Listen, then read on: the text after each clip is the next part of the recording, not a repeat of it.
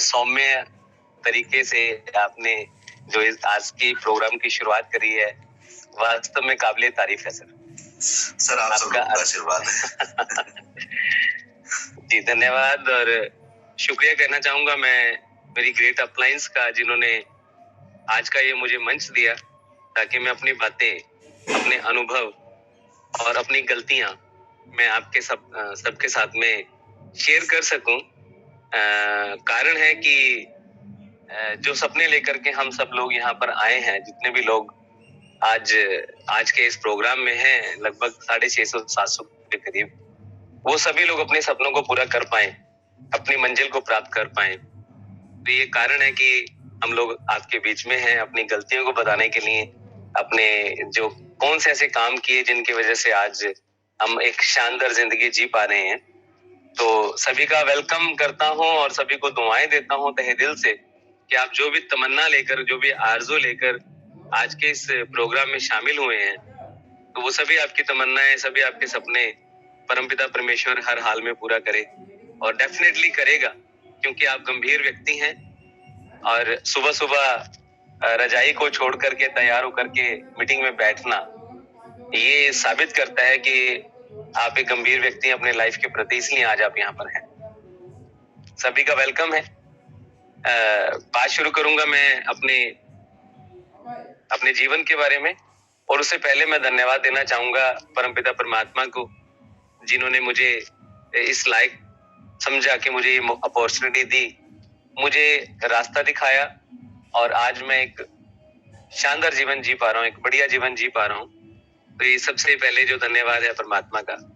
उसके बाद मैं तहे दिल से धन्यवाद करना चाहूंगा मेरी ग्रेट मेंटर्स का, जिनमें सबसे पहला नाम आता है गुरतेज जी बठिंडा, जो मुझे इस बिजनेस में लेकर के आए।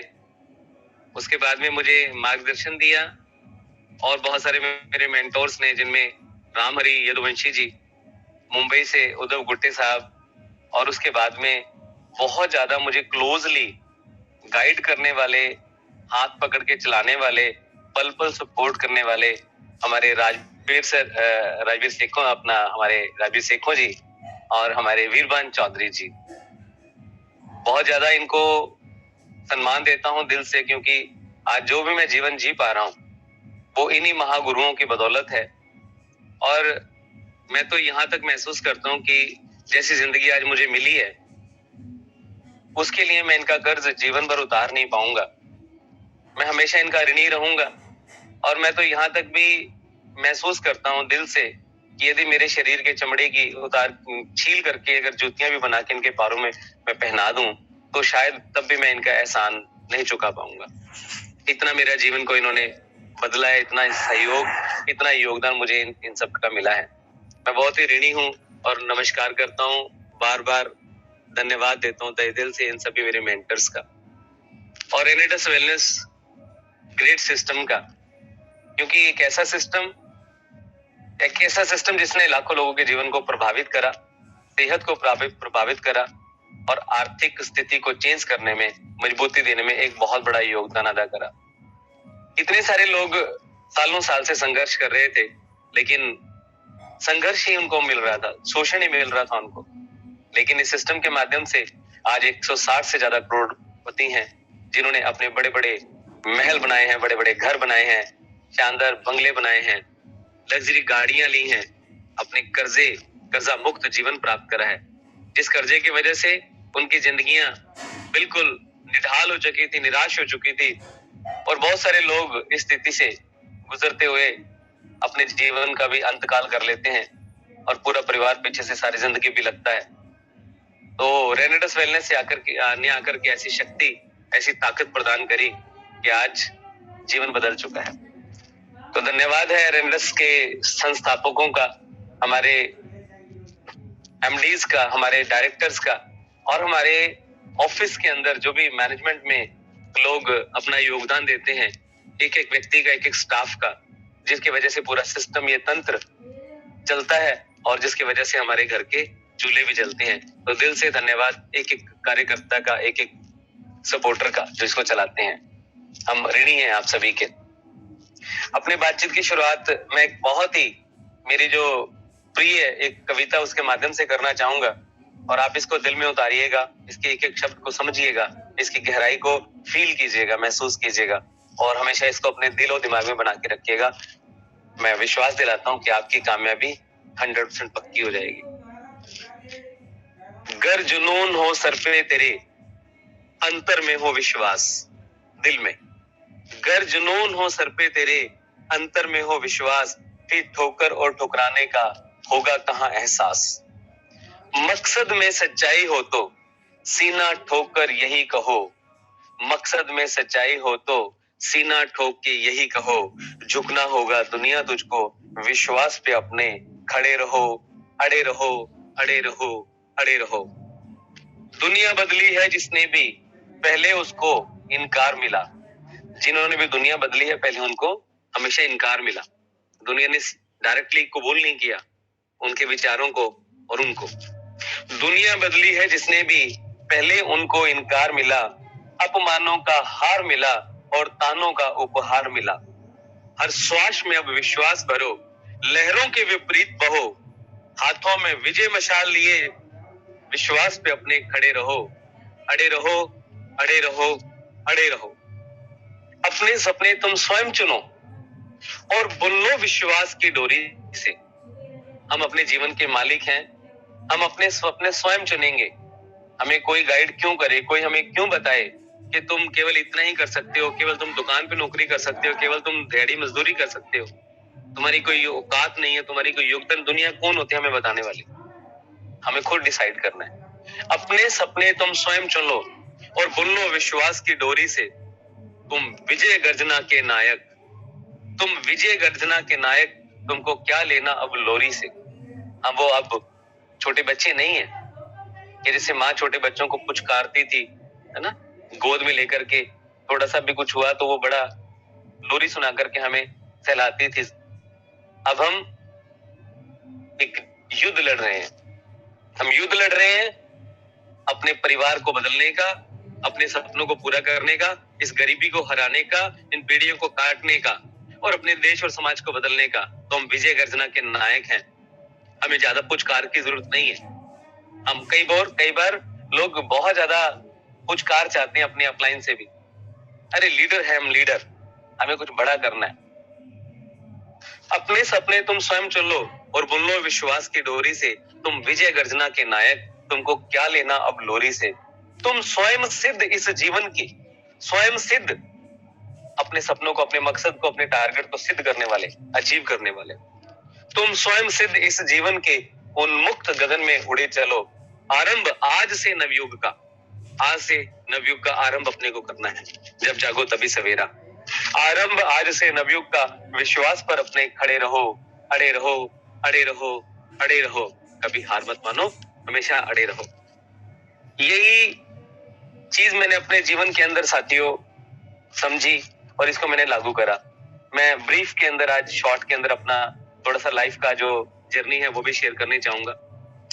दोस्तों, मेरा जन्म एक बहुत ही गरीब परिवार में हुआ। मेरे फादर साहब, मेरे पिताजी एक सफाई कर्मचारी के रूप में कार्यरत थे नगर पालिका के अंदर, म्युनिसिपल कॉर्पोरेशन के अंदर, फिरोजपुर के अंदर। ये समस्या नहीं थी कि वो 4th क्लास के एम्प्लॉय थे, सफाई कर्मचारी थे, सफाई करते थे। समस्या ये थी कि उनको गलत संगत की वजह से बहुत ज्यादा नशा करने की लत लग चुकी थी, बहुत ही भयंकर किस्म की लत लग चुकी थी, और उन्होंने इस नशे की लत के अंदर सब कुछ बर्बाद कर दिया था, टोटली बर्बाद कर। हम छोटे छोटे हुआ करते थे और नशा करने के बाद में उनको इतना बेतहाशा ओवर ड्रिंक वो किया करते थे कि उनको खुद की होश, सुध बुध बिल्कुल भी नहीं रहती थी कि वो क्या बोल रहे हैं, क्या कर रहे हैं, कहाँ पड़े हैं, कहाँ गिरे हैं, कुछ भी उनको पता नहीं रहता था। इतनी ज्यादा ओवर ड्रिंक वो किया करते थे। और फिर हमारे घर का जो माहौल था वो पूरा नर्क बन जाता था, पूरा नर्क था उन दिनों में। उन्होंने शराब पीना सुबह से लेकर शाम तक, और फिर जब घर पे आना तो फिर ऐसा आतंक का माहौल बनता था, ऐसा हमारे को खाने का पता नहीं, पीने का पता नहीं, खाना बनेगा कि नहीं बनेगा, लड़ाई मार कुटाई। हम डर के मारे छुपते थे, लोगों के, पड़ोसियों के घरों में जा जाके छुपते थे। बहुत जबरदस्त आतंक मचता था। बुरा हाल होता था। खाना अगर बनना हुआ तो वो सड़क में गली में फेंक दिया जाता था। इतना बुरा हाल था, मैं आपको बता नहीं सकता। अगर आज मैं उन चीजों को जब चर्चा भी करता हूँ, क्योंकि वो जीवन का पार्ट है एक मेरे का, तो मैं मेरा रोम रोम सिरा उठता है। अभी भी मैं आपको अगर ये बात बता रहा हूँ ना साथियों, तो मेरा मेरा गला भर आता है जो उस वक्त को याद करके कि किस प्रकार का वो लड़की जीवन था हमारा। मैं ज्यादा उसमें जाऊंगा नहीं अभी, अदरवाइज तो मैं कंट्रोल नहीं कर पाता हूँ फिर अपनी अपनी भावनाओं के ऊपर। मैं माफी चाहूंगा आपसे। बहुत दर्द देखा है, बहुत पीड़ा सही है, बहुत पीड़ा। सॉरी, मैं माफी चाहूंगा। बहुत पीड़ा रही है। तो ऐसे कई बहुत लंबा वक्त ऐसे बीता, बहुत लंबा समय ऐसे बीता। पढ़ाई भी प्रभावित हो गई। पढ़ना चाहता था, पढ़ने अच्छा था, पढ़ने में बहुत अच्छी परमात्मा ने बुद्धि दी थी, लेकिन कभी फेल नहीं हुआ था। कोई कभी ट्यूशन नहीं रखी थी, अपने आप पढ़ता था, लेकिन पढ़ नहीं पाया क्योंकि स्थितियां बहुत ज्यादा खराब थी। स्कूल की फीस जमा नहीं हो पाती थी। स्कूल से मुझे बाहर निकाल दिया जाता था। क्लास से कि फीस लेके आओ, फीस कहाँ से लेके आओ, फीस कहाँ से लेके आओ। यूनिफॉर्म नहीं हुआ करते थे। विदाउट यूनिफॉर्म मुझे बाहर निकाल दिया जाता था। इंसल्ट भी फील होती थी बच्चों के साथ। तो बड़ा बहुत खतरनाक टाइम था वो हमारा। सॉरी। तो ऐसे लंबा समय ऐसे बीता। मैं मैट्रिक में पहुंचा, 10वीं कक्षा मैंने पास करी। उसके बाद में फिर मैंने पढ़ाई न करने का मन बना लिया कि मैं पढ़ूंगा नहीं। मुझे पैसा कमाना है, मुझे अपने घर की स्थिति को ठीक करना है। कुछ भी सुविधाएं नहीं हुआ करती थी घर में। न बिजली थी, न पानी की व्यवस्था थी, न खाने की व्यवस्था थी, न पुराने कपड़े पहनने को मिला करते थे। हमारी माताजी लोगों के घर में जाकर के काम किया करते थे। झाड़ू, पोछा, मैला उठाना, लेटरिन साफ करना, इस प्रकार के काम हमारे मम्मी किया करते थे हमारे पेट को पालने के लिए। कभी नए कपड़े नहीं मिलते थे। जो जिन घरों में माताजी काम करते थे, उनके बच्चों, जो हमारे बराबर के बच्चे हुआ करते थे, उनके उतरे कपड़े हमें हमेशा पहनने के लिए मिले। अंत की गरीबी थी। शॉर्ट में कहना चाहूंगा, बड़ा दर्द वो उजागर हो जाता है जब मैं कभी उन चीजों को याद करता हूँ तो। लेकिन अच्छी चीज क्या रही? अच्छी चीज रही कि परमात्मा ने हमेशा मुझे एक ब्लेसिंग दे दी। मुझे एक ब्लेसिंग ये दे दी कि मैंने संगत अच्छी करनी शुरू कर दी। मुझे एक किताब मिली थी, भागो नहीं भाग्य को बदलो। भागो नहीं भाग्य को बदलो पुस्तक ने मेरे जीवन को बदला। उन्होंने कहा कि जब भी कोई व्यक्ति इस जीवन में पैदा हो, धरती पे पैदा हुआ, तो कुछ मकसद लेके पैदा हुआ। तो आप उठो और महान बनो। ऐसी स्वेट मार्टन की मुझे पुस्तकें पढ़ने को मिली। स्कूल तो ज्यादा नहीं गया, लेकिन कुछ ऐसी पुस्तकों ने मेरे जीवन को टोटली चेंज कर दिया। उठो महान बनो, भागो नहीं भाग्य को बदलो, जब जागो तभी सवेरा। तो मेरे अंदर ऐसे विचारों का एक गॉड गिफ्टेड वो ऐसे सिस्टम बनता चला गया। ऐसा सिस्टम बनता, मेरे विचार वैसे। जीवन में सबसे बड़ी जो ताकत है ना साथियों, वो विचारिक शक्ति है। आप इस पे काम करें। आप अपने विचारों को मजबूत करने का काम करें। हाई थिंकिंग में रहने ऐसी ऐसी कोशिश करें। ऐसी संगत में रहें, चाहे वो ऐसे लोग हैं, चाहे वो ऐसी पुस्तकें हैं। इसीलिए हम लोग कहते हैं कि अच्छी किताबें पढ़िए, अच्छी ग्रेट अपलायंस की संगत में रहिए, अच्छे प्रोग्राम्स में जाइए, ताकि आपके ब्रेन के अंदर सशक्त विचार, मजबूत विचार एकदम मजबूती से अपनी जगह बना लें। तो आप जीवन में कुछ भी कर गुजरोगे।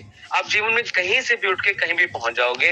ऐसा इतिहास में भी हमने देखा है, और ईश्वर ने मुझे भी ये मौका दिया इस प्रकार से करने का। तो ये बदला, जीवन बदला। और आज मैं कहना चाहूंगा कि पिछले लगभग 36 महीनों से साथियों मैं इस ग्रेट अपॉर्चुनिटी को सीख रहा हूँ।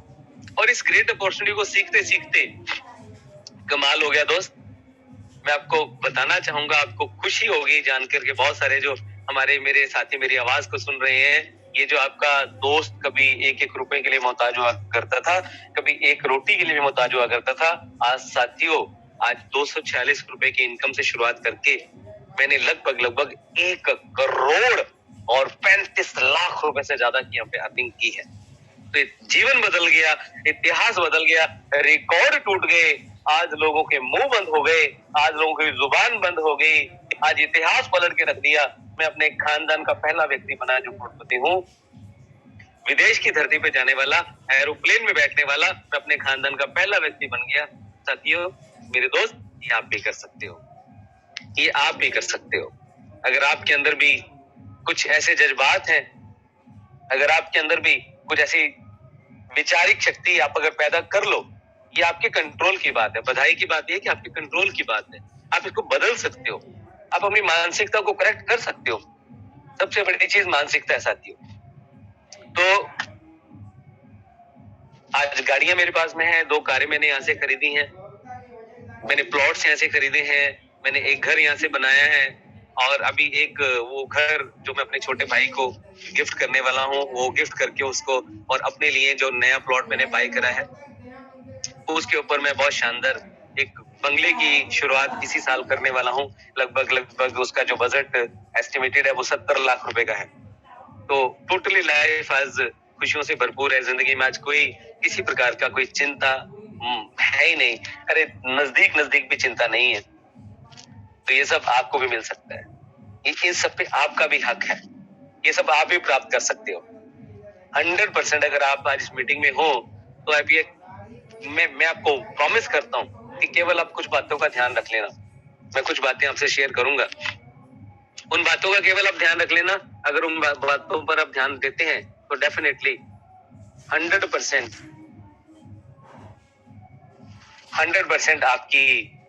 आपके भी सपने पूरे होंगे, जैसे मेरे सपने पूरे हैं। कुछ बातें मैं आपसे शेयर करने वाला हूँ।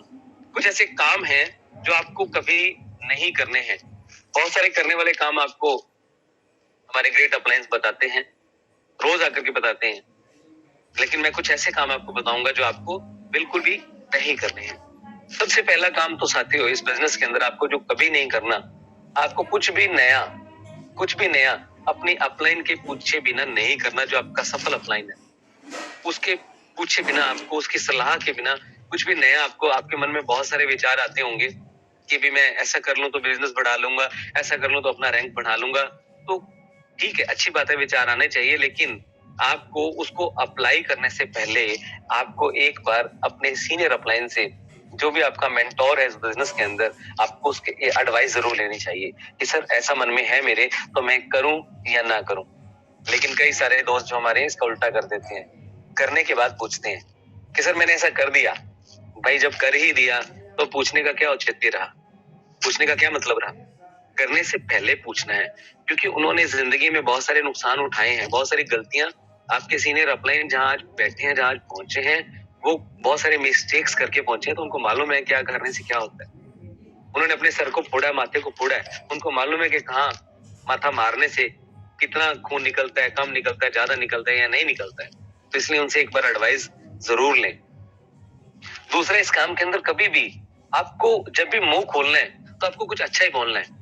आपको कभी भी इस बिजनेस में नेगेटिव नहीं बोलना, कुछ भी नेगेटिव नहीं आपको बोलना।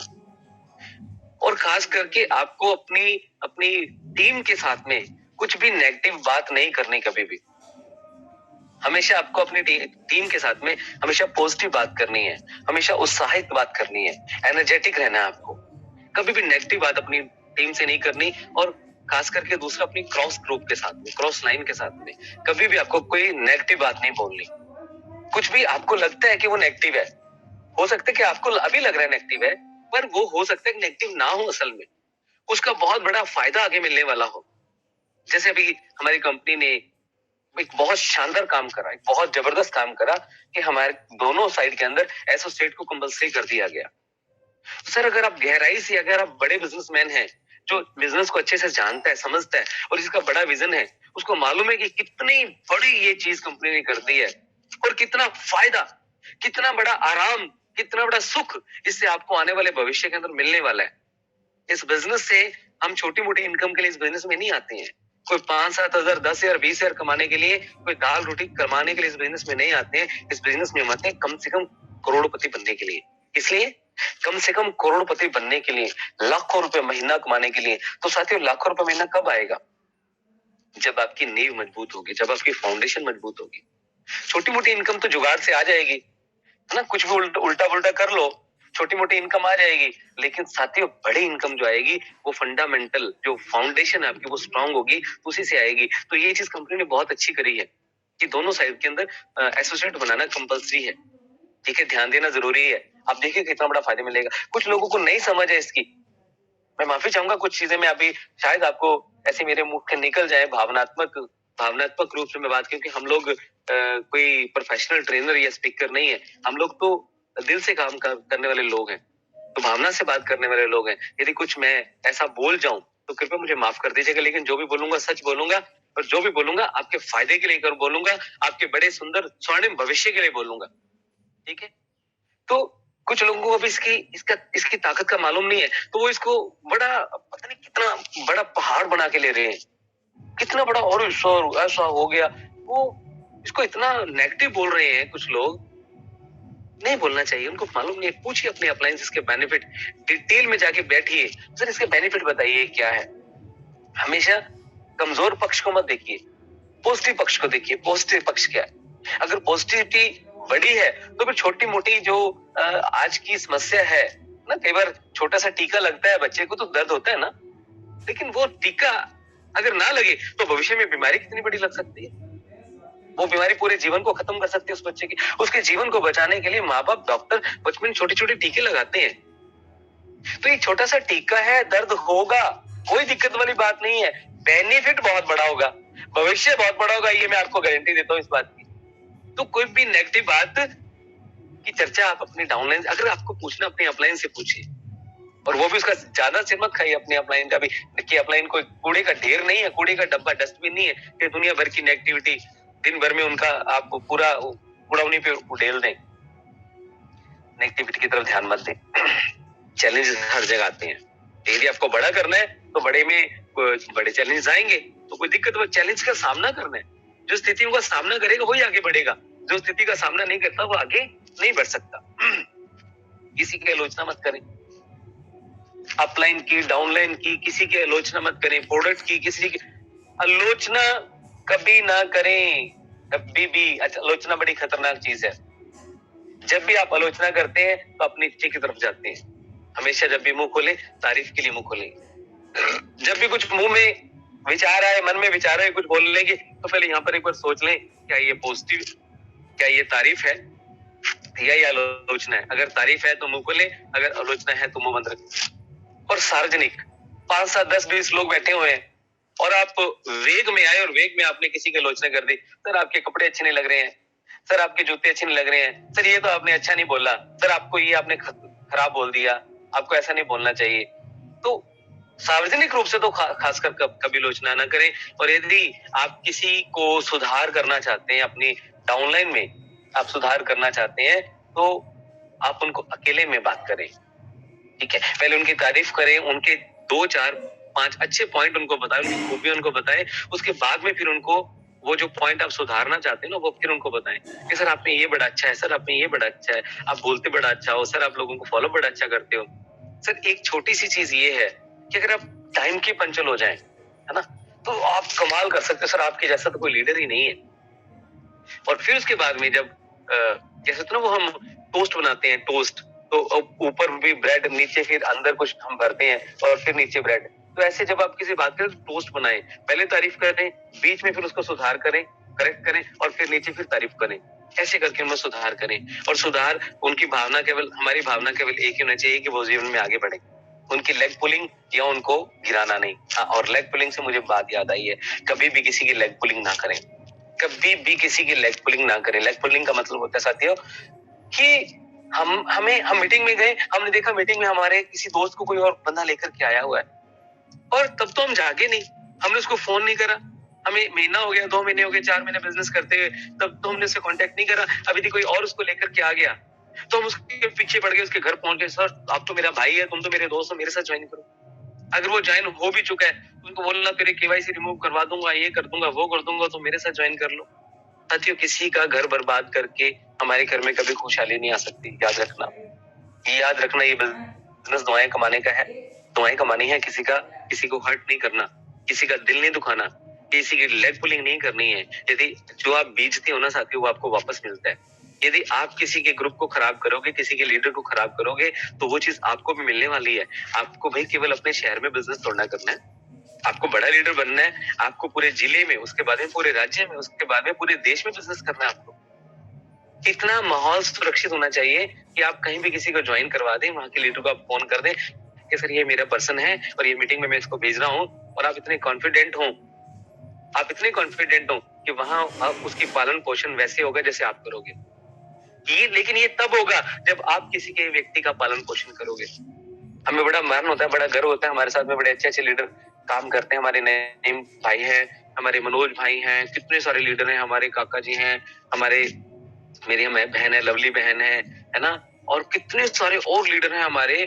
हम लोग इतना आपस में, हमारा बढ़िया माहौल है कि कॉन्फिडेंट, मैं पूरे विश्वास से बोल देता हूँ कि सर ये मेरा बंदा मीटिंग में आने वाला है, मनोज भाई ये आपने देख लेना है ना, नईम भाई ये मेरा बंदा मीटिंग में आने वाला है। मुझे मालूम है कि जैसे जितनी केयर मैं नहीं करूंगा, उतनी मेरी मीटिंग उस मेरे पर्सन की केयर वहां पर होगी।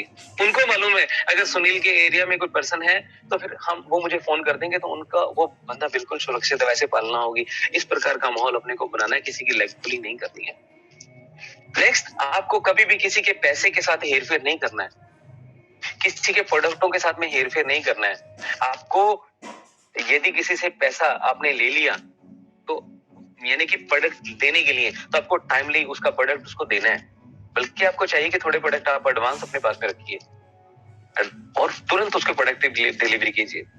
अपलाइन डाउनलाइन के बीच में तो कतई प्रोडक्टों का और पैसों का लेन देन ना हो तो बहुत ही बढ़िया, बहुत बढ़िया रहेगा। और ये इतनी बुरी आदत है, इतनी डेंजरस आदत है कि बिजनेस को डिस्ट्रॉय कर देगी, बिजनेस को खत्म कर देगी। अगर अपलाइन और डाउनलाइन के बीच में यदि पैसों का लेन देन हो रहा है तो, यदि प्रोडक्टों का ज्यादा लेन देन हो रहा है तो, और यदि हो गया तो आपने यदि कुछ लेन देन कर लिया, तो आपकी ड्यूटी है कि उनकी याद दिलाने से पहले, उनके बोलने से पहले आपको वो उनको रिफंड करना है, रिटर्न करना है। याद रखिए, जो आप करते हो वो आपको मिलता है। यदि आप ये चीज आपकी टीम में बहुत फैल जाएगी तो आप बिजनेस कर ही नहीं पाओगे। आप तो एक मुनीम बन जाओगे भाई कि कब किसको कितने पैसे दिए, कब किसको कितना प्रोडक्ट दिया, कब वापस लेना, वापस आया कि नहीं आया। और ये चीज आपके रिलेशन को खराब करेगी, आपके बिजनेस को खराब करेगी। पैसों का लेन देन, प्रोडक्ट का लेन देन अपने अपलाइन के साथ में बिल्कुल भी ना करें, अपने डाउनलाइन के साथ में बिल्कुल भी ना करें। उनको समझा दें इस बात को कि बिजनेस का रूल है cash and carry, cash and carry को बिजनेस को रखें। उसके अलावा चरित्र को बिल्कुल एकदम बढ़िया रखें, चरित्र को बिल्कुल भी खराब ना करें। अपनी नजरों में हमेशा दूसरी माँ बहन बेटियों के लिए अपनी माँ बहन बेटे की आप उन शक्ल को देखें। कभी भी बिजनेस के अंदर गलत भावना के साथ में किसी को ना देखें। यदि कामयाबी मिल भी गई, आपकी मेहनत आपकी योग्यता आपको कामयाबी दिलाती है, आपकी मेहनत आपकी योग्यता आपको कामयाबी दिलाती है, लेकिन आपकी कामयाबी को टिका के रखता है आपका चरित्र, आपका कैरेक्टर। तो मेरा तो ये फंडामेंटल है, मैं खुद भी अप्लाई करता हूँ, अपने सभी साथियों को भी ये सिखाता हूँ कि यदि आप किसी घर में गए हैं, उस घर में यदि कोई महिला है और वो यदि आपसे आयु में छोटी है, तो आपकी बेटी के समान होनी चाहिए, आपको उसे बेटी मानना है। यदि आपके बराबर की है तो आपकी बहन है, और यदि आपसे वो उम्र में बड़ी है तो वो आपकी माँ है। इन तीन के अलावा आपका चौथा कोई रिश्ता किसी महिला के साथ में नहीं होना चाहिए, और इसको हमने मानना है, इसको हमने फॉलो करना है, इस चीज को। ठीक है, तो ये कुछ ऐसी चीजें मैंने आपको बताई हैं जो आपको फॉलो करनी है। तो यदि आप इन चीजों का ध्यान रखोगे तो बिजनेस में के अंदर डेफिनेटली आप बहुत आगे तक चले जाओगे, बहुत दूर तक आप चले जाओगे।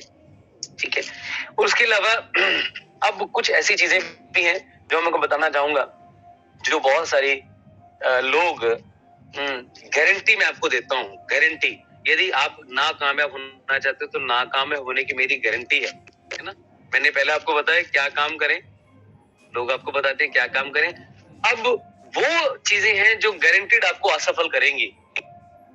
अगर आप असफल होना चाहते हैं, वैसे तो कोई असफल होना चाहता नहीं है, लेकिन फिर भी मैं आपको गारंटी देता हूं कि अगर आप ये करेंगे या आप कर रहे हैं इन चीजों को, तो 100% आप असफल हो सकते हैं, गारंटी इस बात की। तो वो कौन सी चीजें हैं जो आपको गारंटीड असफल कर सकती हैं, इन बातों को भी ध्यान में रखना बहुत ज्यादा जरूरी है। पता होना चाहिए वो कौन सी चीजें जो हमें असफल कर सकती हैं। पहली सबसे बात जो इम्पोर्टेंट है, जूम मीटिंग को प्रमोट ना करना। जूम मीटिंग को प्रमोट ना करना। अगर आप जूम मीटिंग को प्रमोट नहीं कर रहे हैं ढंग से, पूरी शिद्दत के साथ में, पूरी गंभीरता के साथ में, तो आप बहुत बड़ी ये गारंटी है कि आप असफल होंगे। आप असफल होंगे। बुरा मत मानिएगा मेरी बात को, मैं सच्ची बात आपको बता रहा हूँ, ईमानदारी से आपको बता रहा हूँ, क्योंकि दिल से चाहता हूँ कि जो भी मुझे सुन रहे हैं वो कामयाब हो। अगर आप जूम मीटिंग के प्रति सीरियस नहीं है, जूम मीटिंग में आपके लोग नहीं आ रहे हैं, जूम मीटिंग के लिए आप केवल फॉर्मेलिटी के रूप में मैसेज आगे फॉरवर्ड कर देते हो, और आप कम से कम 5-10 लोगों को कॉल नहीं करते हो, नए लोगों को कॉल नहीं करते हो, अपनी टीम को कॉल नहीं करते हो, और ये श्योर नहीं करते हो, अश्योर नहीं करते हो कि आपके वो लोग आए या नहीं आए, उसके लिए आपको इसके लिए उनको इंस्पायर नहीं करते हो, तो आप गारंटेड असफल होंगे दोस्त, गारंटेड असफल होंगे। नोट कर लीजिए इस बात को। तो आज ही इस बात को ठीक कर लें कि आज ही से हम अपनी 2 जो सेशंस हैं हमारे, सुबह का हमारा सेशन और हमारा रात का जो सेशन है, इसको खूब दम लगा के प्रमोट करेंगे। जमाना बदल चुका है, जमाना बदल चुका है, काम करने के ढंग बदल चुके हैं। जो लोग डिजिटली इस चीज का सहारा नहीं लेंगे, इस चीज को अपना एक वेपन हथियार नहीं बनाएंगे, तो आप समझ जाइए मैं क्या कहने वाला हूँ। तो जूम को प्रमोट कीजिए, अच्छे ढंग से प्रमोट कीजिए, दम लगा के प्रमोट कीजिए। दूसरा, अपना किसी एक सफल व्यक्ति को अपना मेंटर ना मानना, अपने मेंटर ना मानना। और मेंटर कई बार गुरु गुरु हम लोग बोलते हैं, लेकिन गुरु की नहीं मानते हैं। यदि आपने किसी को गुरु बोल दिया, किसी को मेंटर बना दिया, तो फिर 100% उनको समर्पित ना होना, 100% उनको समर्पित ना होना, उनका कहना ना मानना, ठीक है, उनका कहना ना मानना, ये बहुत बड़ी मिस्टेक है। पहली बात तो लोग किसी को अपना मेंटर बनाते नहीं है। आप आज लिखिए, अभी अगर आपके पास में डायरी पेन है ना सर, तो आप कम से कम 2-3 नाम अपने सीनियर अपलाइन के ऐसे लोगों के नाम लिखिए, लिखिए डायरी पे अभी, ठीक है। जिनके पास नहीं हो अपने दिल में लिखिए कि मैं मानता हूँ, अपने मेंटर का नाम बोलिए। जैसे मैं बोलता हूँ मेरे मेंटर मिस्टर राजवीर शेखो मेरे मेंटर हैं, ठीक है, जिनसे मैं बहुत काउंसलिंग करता हूँ, जो मुझे गाइड करते हैं। गुरतेज सर मेरे मेंटर हैं, ठीक है। वीरभद्र चौधरी जी मेरे मेंटर हैं, उद्धव गुट्टे सर मेरे मेंटर हैं, रामहरि यदुवंशी सर मेरे मेंटर हैं, ठीक है। मैं इनसे हमेशा सीखता हूँ, और जो ये मुझे कहते हैं, मुझे अच्छा लगे ना लगे, मुझे समझ आए ना आए उस समय, लेकिन मैं इनके कहे शब्दों के इतर बिल्कुल भी जाने का, मुझे मालूम है कि अभी मेरी बुद्धि छोटी है भाई, इनके पेआउट आज 15-15 लाख रुपए हफ्ते के हैं, 20-20 लाख रुपए के हफ्ते के इनके पेआउट है। मेरा पेआउट कितने का है? मेरा पेआउट तो भी 1-1.5 लाख रुपए का हफ्ते का है, ठीक है, मैक्सिमम 2 लाख रुपए, ठीक है।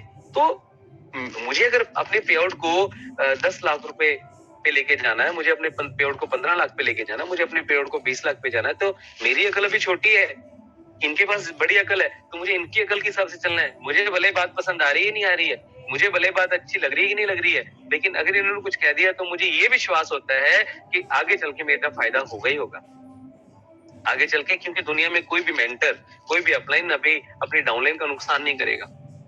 वो हमेशा आपके माता पिता हो सकता है आपको कुछ ऐसी सलाह दे दें जिससे आपका नुकसान हो जाए। मैं अपने माता पिता की रिगार्ड करता हूँ, आपके माता पिता का रिगार्ड करता हूँ, आपके दोस्तों का रिगार्ड करता हूँ, आपके भाई बहनों को रिगार्ड करता हूँ कि हो सकता है कि आपके माता पिता, आपके दोस्त, आपके रिश्तेदार आपको कुछ ऐसी सलाह दे दें जिससे आपका नुकसान हो जाए, लेकिन आपका एक मेंटर कभी आपको ऐसी सलाह नहीं देगा जिसमें आपका नुकसान हो जाए, क्योंकि वो आपका नुकसान उसका नुकसान है। तो कोई भी दुनिया में इतना मूर्ख नहीं होता जो अपना नुकसान करे।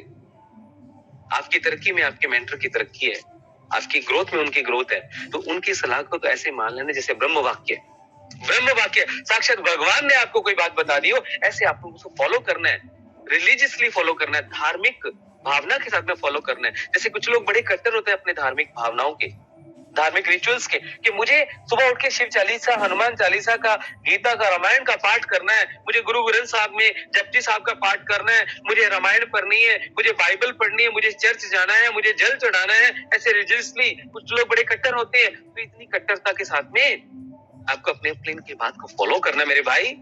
जिस दिन आपने इतनी कट्टरता के साथ में अपने प्लान को फॉलो कर ले, दुनिया की कोई ताकत आपको कामयाब होने से, आपको करोड़पति बनने से और आपको दुनिया में एक बड़ा इंसान बनने से रोक नहीं सकती है। लेकिन आपको फॉलो करना पड़ेगा उतनी कट्टरता के साथ में। बात समझ में आए उनकी, ना आए, आज आप वादा कीजिए मुझसे। अगर आप इस मीटिंग में हैं, मैं दिल से चाहता हूं कि आप मेरे मुझसे बड़ी तरक्की को प्राप्त करें, मुझसे भी खुशहाल जिंदगी मिले, लेकिन आपको कमिटमेंट करनी पड़ेगी आज मुझसे। यस लिख के कमिटमेंट कीजिए जितने भी लोग आज मुझे सुन रहे हैं। यस लिख के कमिटमेंट कीजिए कि आप अपने सीनियर्स में से जो जिनसे आप इंस्पायर हैं उनको आप अपना रोल मॉडल बनाएंगे, उनको अपना मेंटर बनाएंगे और फिर जैसे जैसे वो कहेंगे वैसे वैसे आप वो करेंगे। वेरी गुड, बहुत बढ़िया, बहुत अच्छी बात है। उसके बाद में एक बहुत बड़ी मिस्टेक जो गारंटी देती है कि आप असफल होंगे, वो है अपने मेंटर का, अपने अपलाइन का एक बार में फोन ना उठाना। एक बार में फोन ना उठाना। बॉस, आपके आपके अपलाइन के दिमाग में पता नहीं कब कौन सा ऐसा विचार आया और वो आपको शेयर करना चाहते हैं जिससे आपका बिजनेस डबल ट्रिपल हो सकता है और आपने उनका फोन नहीं उठाया एक बार में। और कई तो इतनी ग्रेट पर्सनैलिटीज है, मैसेज डाल देंगे कि sir I am busy, but दोबारा वो कांटेक्ट भी नहीं करते हैं, दोबारा वो बैक कॉल भी नहीं करते हैं।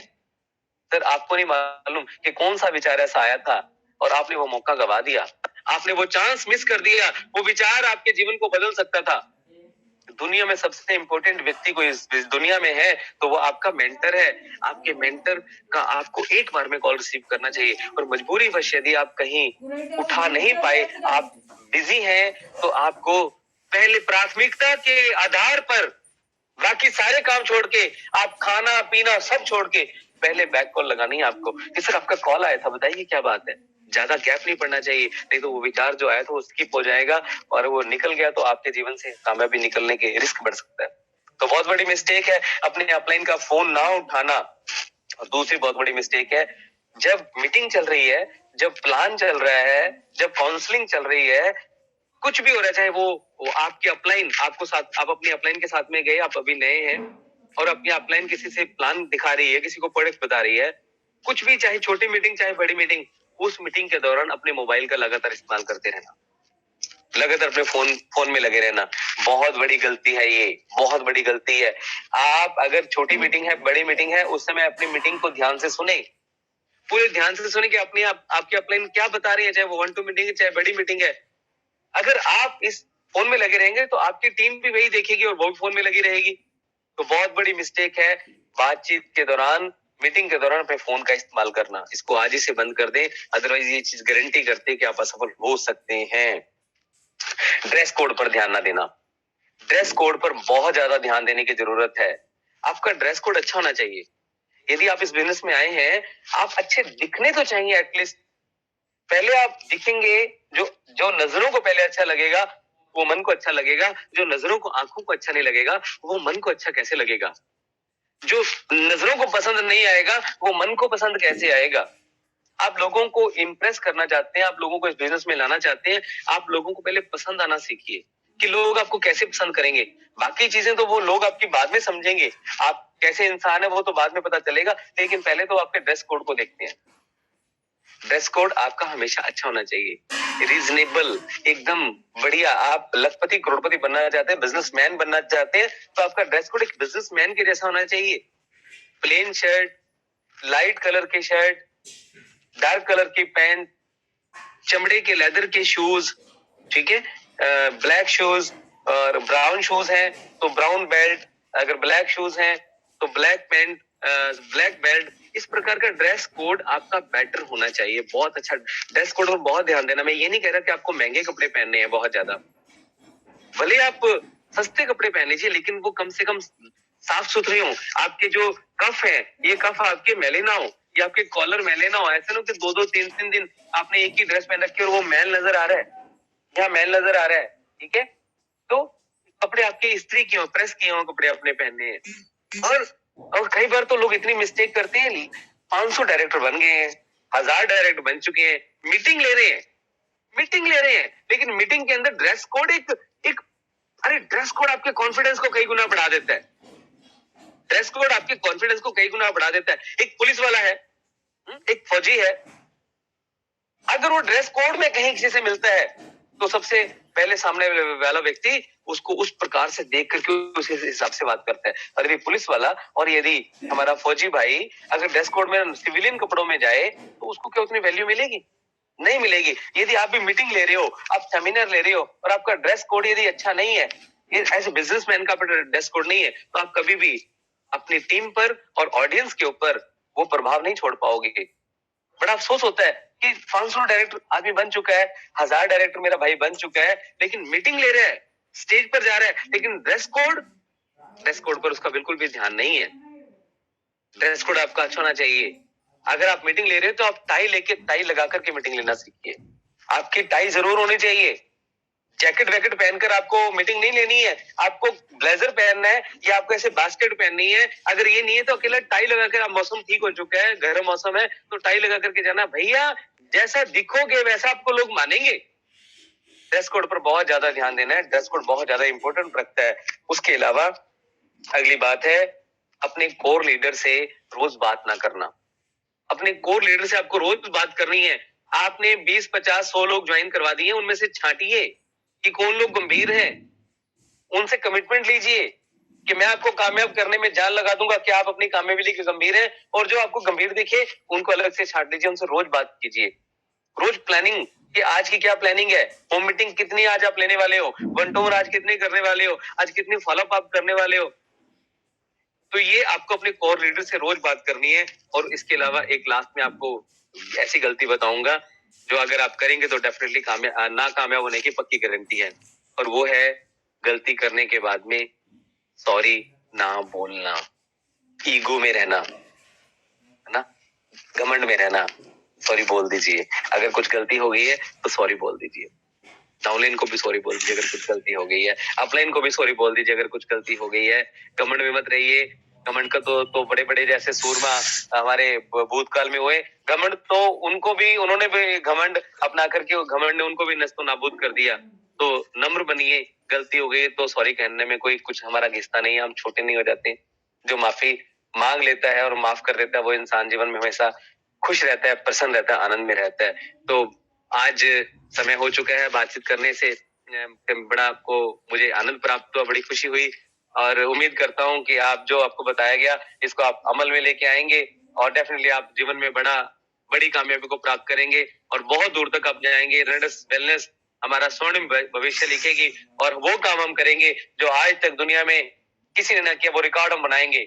आज मुझे मौका देने के लिए आप सभी का बहुत बहुत धन्यवाद। Thank you very much, love you all, जय हिंद।